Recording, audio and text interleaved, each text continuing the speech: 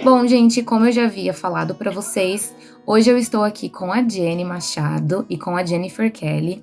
Então, para não ficar confuso, eu vou chamar a Jennifer Machado de Jenny e a Jennifer Kelly de Jennifer, para não ficar muito confuso.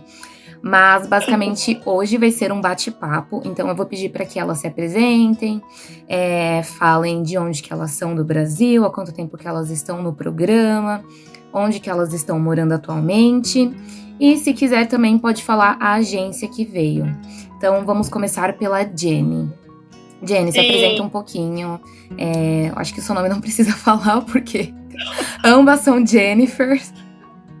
Então temos a Jennifer. E é muito legal ter esse nome aqui, porque todo mundo entende, né? Como você chama? Jennifer, ok, Jennifer. 2 N's, tá muito mais fácil.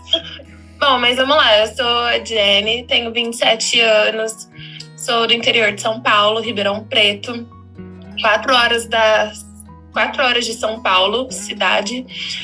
E eu trabalhava com crianças com necessidades especiais no Brasil, na prefeitura de Dumont, que é uma cidade vizinha de Ribeirão Preto, tipo uns 40 minutos. E eu tive uma experiência breve com crianças com necessidades especiais, era como se fosse uma auxiliar da professora de sala. E foi isso que me deu a base para eu vir para o programa de au pair, porque eu estava durante a pandemia. A gente estava no Travel Ban, a gente não podia vir para os Estados Unidos, mas eu tinha o visto de exceção, Uni. E está sendo uma experiência incrível. Faz 8 meses que eu tô aqui. Eu tenho 3 crianças, 2 com necessidades especiais. Uma menina de 6 anos que tem diabetes tipo 1, então eu tive que me especializar antes de vir, com uma alimentação, dieta totalmente diferente, porque é uma doença que ela vai ter pro resto da vida. Então a gente só tem que controlar e manter o tempo todo ligado. E um menino de 4 anos que ele tem atraso de linguagem e aprendizagem, e ele tem um atraso em relação à grade curricular dele e tudo mais. E eu fico muito feliz de ver o desenvolvimento das crianças desde que eu cheguei, porque eu sou a primeira au pair da família. E a minha host mom, ela foi au pair na Europa, porque ela é advogada, e ela foi para Roma estudar sobre direito e tudo mais. E ela tinha 20 anos na época. E ela foi au pair e ela não teve uma experiência muito boa.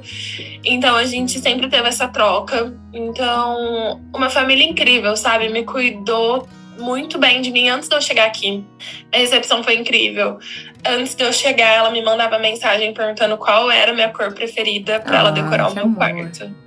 Então, é uma relação... No começo é bem diferente, porque você sai da sua rede de apoio, da sua casa. Eu já morava sozinha há bastante tempo, então você morar com outra pessoa, com outra cultura, outros costumes, não é mar de rosa sempre. Mas se você tem uma família boa, a experiência é infinitamente melhor. E qual agência que você veio? Eu vim pela Cultural Care. Ah, pela Cultural Care, a mesma que eu. Inclusive, vou estender com a mesma família, também. Que eu já faz 8 meses que eu tô no programa. E já estendi com a mesma família. Agora, eu vou pedir pra Jennifer se apresentar um pouquinho de onde que ela é no Brasil, há quanto tempo que ela tá no programa, onde que ela está morando e o que está achando da experiência dela. Bom, eu sou a Jennifer. Eu sou do interior de São Paulo, São Carlos. Pertinho da outra Jennifer. Tô aqui já faz 1 ano e 5 meses. Uou. É uma experiência muito louca. Estou na mesma família, moro no Novo México, numa cidade minúscula. O que é meio, né, assim, meio triste, mas eu consigo dar o meu jeito de fazer as coisas andarem. E a experiência pra mim tá sendo muito louca. Graças a Deus eu também tô numa família muito boa. Eles são muito legais. Eu tenho uma amizade muito legal com eles. Eu cuido de 2 meninas de 5 e 3 anos. Elas são muito fofinhas, muito amorzinhos da minha vida. E é muito louco, gente. Eu me sinto muito parte da família também. Que eles, nossa, sem palavras pra eles. Eles são maravilhosos. Eles são pais novos, então, assim, a gente bebe junto, a gente... Ai, que tudo! Não dá muito rolê, porque eles não são de rolê, mas, assim, é maravilhoso. Eles compram a minha cerveja, então, assim, eu amo. Não tem que gastar os suados dólares com bebida, a melhor coisa da vida. Com bebida. Oh. E aí eles são do tipo até que, não, a gente sabe que as nossas filhas não são fáceis. Se você quiser beber, se você não for dirigir durante o dia, ok. Então, assim, amém. Pra dar uma relaxada, uma desestressada, tudo bem. Você pode pegar a geladinha. Né? É. E qual agência que você veio? Eu sou pela Cultural Care também. Ai, gente, olha, nem foi combinado, porque eu nem tinha conversado com elas sobre a agência e tudo mais. E também, eu nem tinha menção que as duas se chamavam Jennifer. Eu só chamei elas, e aí quando eu montei o grupo no WhatsApp, aí eu falei, cara, as duas se chamam Jennifer. Então, assim, foi pura coincidência também, sabe? As duas morarem perto também no Brasil. Foi assim, foi tudo coincidência, sabe? Não foi nada planejado. Eu acho que é 1 hora de distância, cara. Sim, 1 horinha, tipo... Não foi nada planejado, gente. Não foi nada planejado. Bom, agora eu vou começar a fazer as perguntas. E aí eu vou pedir que primeiro a Jennifer responda. E em seguida a outra Jenny dê a opinião dela sobre o que eu estou questionando. Então vamos lá, Jennifer. Quando você conheceu o programa de au pair, qual foi a primeira coisa que você pensou sendo uma mulher preta? Foi na questão do racismo. Não tinha como. Na época ainda eu não sabia o quão diferente era de estado para estado, né, o racismo aqui. E eu entrei num grupo e as meninas começaram a comentar sobre isso. E eu fiquei tipo assim, gente, eu não sabia disso, e agora? Pra onde que eu vou? Porque eu não queria me limitar a estados, mas também não queria passar por situações muito loucas, porque eu nunca, assim, não diretamente, pode ser que eu tenha passado por alguma situação assim no Brasil, mas eu não percebi. Então eu nunca sofri racismo, vamos dizer, no Brasil. E então eu tinha muito medo, assim, de sofrer aqui, uma coisa que tipo, eu não estava acostumada. E... aí, quando eu cheguei aqui, eu moro, né, numa cidade muito pequena, com 6 mil habitantes. Demorou muito até eu ver uma pessoa preta. Não tinha negro na cidade. Eu fiquei assim, meu Deus do céu, onde que eu me meti? Isso tem branco nesse lugar. E então foi muito louco. Mas assim, daqui onde eu tô, para alguns dos lugares que eu viajei, eu não vi tanta diferença. No começo, era um dos medos que eu tinha, porque a gente sabe, né, que tem a diferença em todos os lugares. E era um medo que eu tinha muito, mas assim, falei, eu tenho que ir, tenho que botar minha cara, e eu vou botar minha cara. Se tiver que brigar, eu vou ter que brigar, não vai ter jeito. E aí graças a Deus, tipo, aqui onde eu tô, nunca aconteceu, graças a Deus. O que passou na sua cabeça quando você soube do programa de au pair, quando você decidiu se jogar nessa aventura que é o au pair? Então, além da questão racial, tem a questão de você ser imigrante. Então, isso pegou bastante, porque mesmo que você seja branca, só de você ser latino-americana ou de algum lugar que não seja dos Estados Unidos, já tem essa questão de você não ser americana. E a questão do racismo é que você não tem a representatividade. Porque no Brasil existe racismo? Sim, existe racismo. Só que a maioria da população é preta. E aqui isso muda de estado para estado. E eu moro numa ilha, mais conhecida como Ilha dos Milionários, e tem, 28 mil habitantes aqui. E é majoritariamente branca, loira, olho claro. E quando você vê um preto numa posição de servir ou algo do tipo, que isso me colocou para pensar várias vezes, né? Porque tantos pretos não ocupam posições, cargos de destaque. Então, antes de eu chegar aqui, eu já vim meio que preparada para essa questão racial. Para enfrentar alguma situação, né? Sim, com certeza. Sim. Em todo e qualquer lugar a gente tem que estar preparado para isso. Infelizmente. Todo lugar a gente tem que já meio que estar preparado para atacar, né? Isso. Porque essa é uma realidade. Eu também. A primeira coisa que eu pensei foi, cara, No Brasil, a gente sofre muito racismo, mas a maioria das falas racistas, pelo que eu já vivenciei, né, que eu senti na pele, eu não sei vocês, mas no Brasil sempre vem em forma de piadinha. Quando a gente começa a ter um pouquinho mais de consciência, a gente vê que aquela piadinha que fulano fez, que não sei quem fez, tem um fundo bem racista, né? E a gente só consegue perceber com o amadurecimento. E aqui uma coisa que eu percebi nos Estados Unidos, não que eu percebi agora que eu estou aqui, mas desde quando eu pesquiso, enfim, sobre ler, sobre pesquisar essa questão de regiões e tudo mais, é muito concentrado. Então, se é um bairro de branco, é um bairro de branco. Se é um bairro de preto, é um bairro de preto. Não tem essa questão de se misturar, entendeu? Porque é literalmente cada um no seu quadrado. E aí se mistura, aí pronto. É o que sempre sai nos noticiários. Enfim, então é uma coisa assim, bem separado mesmo. Agora eu vou fazer uma pergunta pra vocês. E eu quero que vocês respondam se vocês se sentirem confortáveis, tá? Se vocês já lidaram com alguma situação de racismo aqui, seja por parte da família, ou por parte das crianças, ou por parte de alguém na rua, enfim, se vocês já lidaram com alguma situação de racismo. Eu sei que uma tá aqui há um ano e 8 meses? 5 meses. 1 ano e 5. E a Jenny tá aqui há 8 meses. Então, acho que já, né, deu tempo de ter uma boa vivência aqui.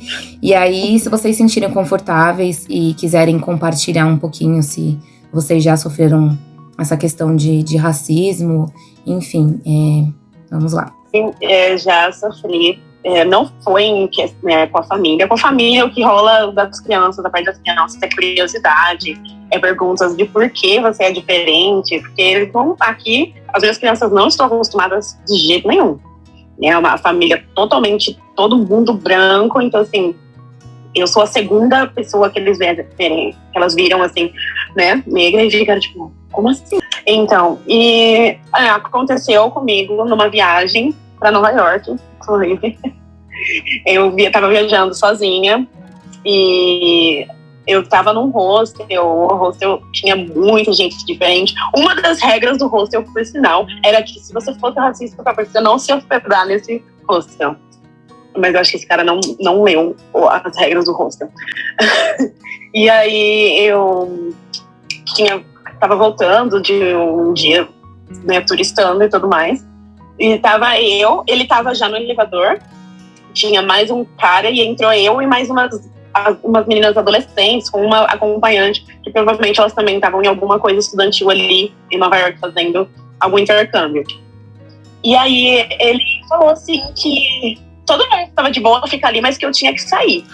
Só que como eu já tinha, eu tava em Nova York fazia uns 2 dias, eu já tinha visto muita coisa louca. Então eu achei que podia ser, eu falei, vamos ver o que vai acontecer, vamos ver se esse cara é louco, vamos ver se ele tá falando isso ou alguma coisa, pode ser em torno de elogio, vamos esperar ele falar mais alguma coisa. Aí eu olhei pra cara dele, como assim, querido? Aí ele, é isso mesmo que você ouviu, você tem que sair. Aí nisso eu entendi. Aí eu olhei pra cara dele, a minha reação foi de silêncio, porque como eu disse, eu nunca tinha passado por nada parecido, nada. Não diretamente. Assim, não diretamente, não desse jeito. E aí eu fiquei tipo assim, filho, eu não vou sair daqui mais nem a pau. Eu tava hospedada no 4º andar, você acha que eu ia sair pra andar de escada, mas nem a pau. E aí, eu cruzei o meu braço e olhei pra cara dele. Eu fiquei olhando pra cara dele e ele começou a se exaltar, ele começou a falar e eu tava, olhando pra cara dele. E as meninas que estavam no elevador, elas não estavam entendendo o que tava acontecendo. E aí elas ficavam, o que tá acontecendo? O que tá acontecendo? E aí ele pegou e explicou pra elas, eu sou racista mesmo e eu acho isso horrível. Eu não devia estar aqui no mesmo espaço que ela. E eu olhando pra cara dele. E aí as meninas começaram a debater com ele, responsável por elas. Também, elas começaram a ficar vermelhas. Que, era todo mundo ali, todo mundo branco. E eu, a negra. E eu, assim, mano, você pode falar o que você quiser. Eu não vou sair, se você quiser, você saia. E aí ele se exaltou muito e ele saiu. Aí ele saiu e as meninas ficaram, você tá bem, que não sei o quê. E eu tava, mano. Tava serena. Eu tava serena, eu falei, não, tipo, foi muito louco mesmo. Como eu nunca tinha passado por isso, eu fiquei, tipo, sem 2 reação. dias depois ainda pensando, sem reação. Eu fiquei, gente. Isso aconteceu mesmo? E aqui, exatamente, até porque aqui dá até a gente até fica mais assim de realmente debater, porque aqui todo mundo é louco, né? Todo mundo pode ter arma, todo mundo Exato. pode ter um negócio assim. A gente não sabe o que fazer. E aí, hoje ainda eu falo, ainda bem que eu fiquei sem reação, é que eu fiquei quieta na minha, porque vai que ele volta, vai que a galera aqui, eu tava a galera hospedada aqui no mesmo hostel. Eu fiquei tipo, mas beleza, aí foi isso, foi muito louco, e foi tipo a única coisa, desde que eu tô aqui nesse 1 ano e 8 meses, foi a única vez. Isso foi recente? Nunca. Foi agora em abril. Caraca. No começo de abril. Foi muito louco, eu nunca tinha passado, foi muito tipo, gente, que é isso? E eu fiquei pensando nisso, sabe, por uma semana, assim, e foi, mas assim, não me abalou. Eu achei que quando eu passasse por isso, iria me abalar mais, mas eu fiquei tipo, sei lá, dá uma pena da pessoa, que eu falo, como que pode? Sim. Eu não sei nem explicar. Bem evoluída, porque olha... Eu daria um barraco. Sim, a gente tem que tentar se segurar. É bem difícil. Eu sou uma pessoa que não tem uma paciência, né? Minha paciência ela é bem pequenininha. Então, eu me seguro muito. Porque eu falo, cara, eu sou imigrante, eu sou preta e eu não tenho uma arma. Então, a galera tem. A gente não sabe quem é que tem, mas alguém ao nosso redor pode ter uma. E você, Jenny, nesse tempo que você tá aqui, nesses 8 meses, você já lidou com alguma situação de racismo aqui, por parte das crianças ou de algumas pessoas? Eu acho que eu vou separar em 3 partes. A primeira foi um descontentamento que eu tive no grupo das au pairs da região. Aconteceu o seguinte, uma família postou no grupo do Facebook de família e au pair que ela tinha uma filha negra, ela é branca e ela tinha uma filha negra e que ela queria uma au pair preta para a filha dela ter uma representatividade. E aí a menina tava revoltada, indignada, porque ela falou, nossa, mas agora a família quer exigir até cor da au pair, e a au pair não pode escolher nada, que não sei o que, e tal. Pensando comigo, né, às vezes é só uma desinformada, né, que tá passando vergonha, mas não, ela continuou. Porque não sei o que. Aí até uma galera falou, nossa, mas você não sabia que a au pair não escolhe família, a au pair não faz nada, a au pair é simplesmente escolhida? E se é a família que tá escolhendo, qual o problema dela escolher uma preta, uma branca? Porque quando é a família que coloca que quer uma au pair da Europa, ninguém fala nada, né? Exato. Porque, eu quero uma da Europa. Com certeza vai vir uma loira do olho azul, só que aí ninguém fala nada. Aí aquilo começou a me incomodar. Eu peguei e falei, então, né, mas sempre foi assim, você não sabia? Que você não podia escolher a família que te escolhe? Aí ela virou e falou assim, é a minha opinião. Aí na hora que ela falou, é a minha opinião, aí eu escrevi assim embaixo, bem da conversa dela. Eu falei, então, mas racismo não é opinião. E ela, porque se eu fosse racista, eu não ia estar trabalhando numa família preta, que não sei quem, tal. Aí depois que ela viu, acho que ela caiu em si, ela apagou tudo que ela tinha escrevido antes no grupo.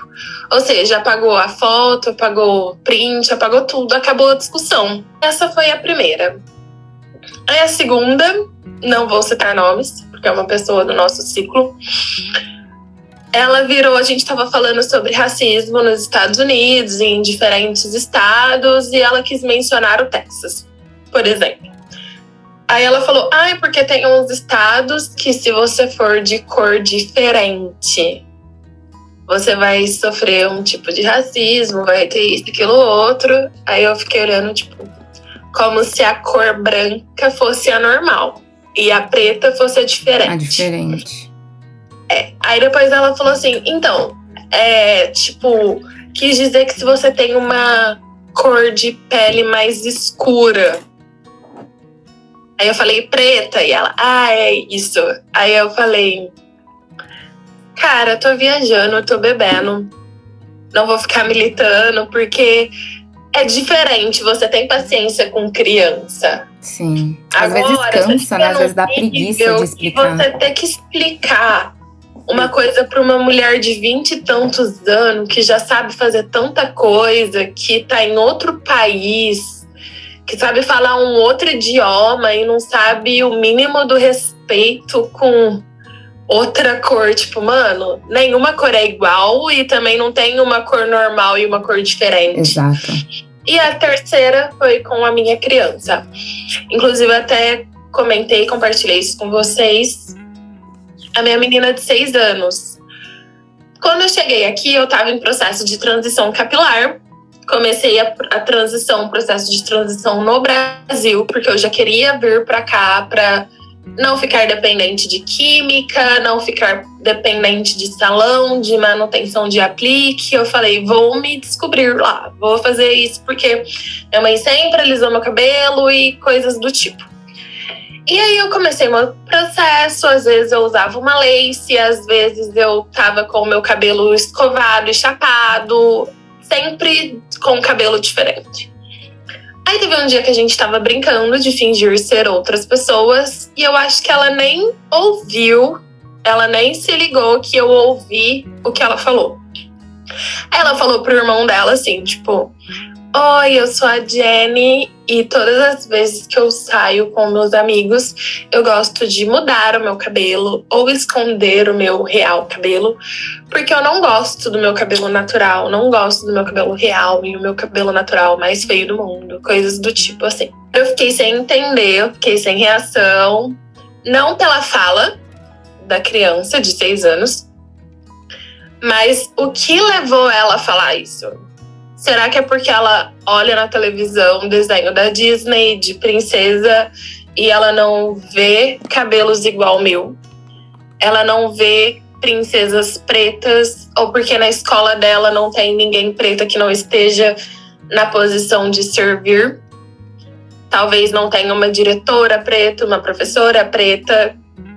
Ou até mesmo não tenha pessoas pretas inseridas no círculo dela, no ciclo social. A minha reação foi falar com vocês, pedir dicas do que falar, do que fazer, de como agir. Minha segunda atitude foi falar com os pais, mas deixando bem claro que eu não estava brava e só expus a situação, porque eu poderia muito bem fingir que nada aconteceu e deixar passar batido. Mas eu optei por falar com os pais, procurar soluções juntos, o que a gente poderia fazer. Dei a dica da gente comprar livro que fala sobre representatividade, diferenças entre corpos, cores, cabelos diferentes e respeitar toda e qualquer diferença. Eles me deram todos os suportes necessários, conversaram com a menina, 1 hora no quarto dela. A mãe da menina, ela é advogada, então ela virou e falou, não é qualquer coisa que você fala para os seus irmãos, que você pode falar para as outras pessoas. Isso pode trazer sérias consequências. Você pode machucar sentimentos. E o que importa é como a pessoa é por dentro, como ela te trata. Ninguém tá aqui para ser julgado por você. E também me pediu dicas de livros, do que comprar, do que fazer. E eu me senti muito bem com isso, porque se fosse uma família que falava, isso que aconteceu, desculpa, e deixasse passar batido, sabe? O pai das crianças, ele é muito inteligente, lê muito, ama filosofia, ele é bem consciente, politicamente falando, uma pessoa bem educada, receptiva, que faz de tudo para você se sentir bem e parte da família. Então, é como eu falo para todo mundo, sabe? Eu saí da minha zona de conforto para estar aqui, para aprender um novo idioma, uma outra cultura, várias outras coisas. Mas eu já trouxe comigo na minha bagagem que eu queria contribuir positivamente no crescimento das crianças. Sim. E se elas aprenderam apenas isso, respeitar outras pessoas, as diferenças. Isso daqui já zerei o game, sabe? tô feliz por isso. E sem falar da recepção, do entendimento dos pais, porque eu considero que a gente é um time. Sim. Eles não dão conta de cuidar de 3 crianças porque a mãe das crianças trabalha fora, trabalha muito, às vezes ela trabalha 12 horas no dia. Então a gente é um time, sabe? Quando o pai não tá, a mãe ajuda. Quando a mãe não tá, o pai sempre tá, os avós são presentes. Então é tudo pra somar. E foram esses 3 casos, assim, que aconteceram em 8 meses. E parece que tudo que acontece relacionado a isso te machuca muito mais, porque você tá longe. Não tem a sua rede de apoio, né? A sua família. Você não tá com os seus melhores amigos, você não tá com quem você gosta, você não tá com a sua família por perto. E, tipo, não é aquele negócio, ai, nossa, tô estressada, vou sair pro meu barzinho preferido, vou fazer... Não, cara, tipo, mastiga, engole e bora pra frente. Você tem mais coisas pra fazer, sabe? Aquele rolê que, nossa, tem tanta coisa pra fazer que hoje não deu tempo nem de chorar. É assim, tipo, tomou, levou, acorda que já tem no outro dia que você... Sim. É muito rápido. Então, tipo, você ficou triste, você já tem que... Move on. Que se recuperar para outro dia.